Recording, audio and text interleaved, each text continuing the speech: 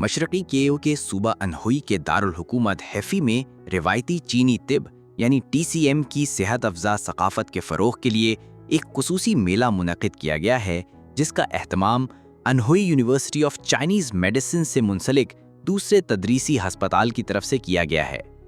इस मौके पर थाईलैंड, पाकिस्तान और नेपाल समेत मुख्तलिफ ममालिक से ताल्लुक़ रखने वाले 18 बैनुल-अक़वामी तलबा ने शिरकत की, जहां उन्होंने एक्यूपंक्चर, तुइनान यानी चीनी थेरेपी मसाज जैसे रिवायती इलाज का तजुर्बा करने के साथ TCM माहिरीन से सेहतमंद तर्ज़ ज़िंदगी से मुताल्लिक़ इल्म हासिल किया है। हमने रिवायती चीनी तिब के बारे में पढ़ा है और ऑनलाइन वीडियोस भी देखी हैं। ये वाकई इंसानी जिस्म की सेहत के लिए बहुत मुफीद है।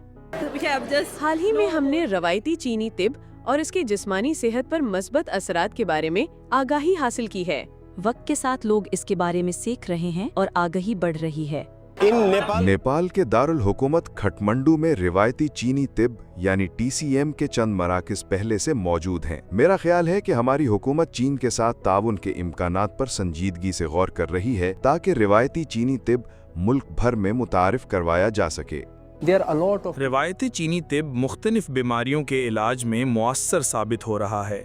इसकी मुतअद्दिद अक़साम दुनिया भर में सेहत के मुतबादिल तरीक़ों के तौर पर मकबूल हो रही हैं।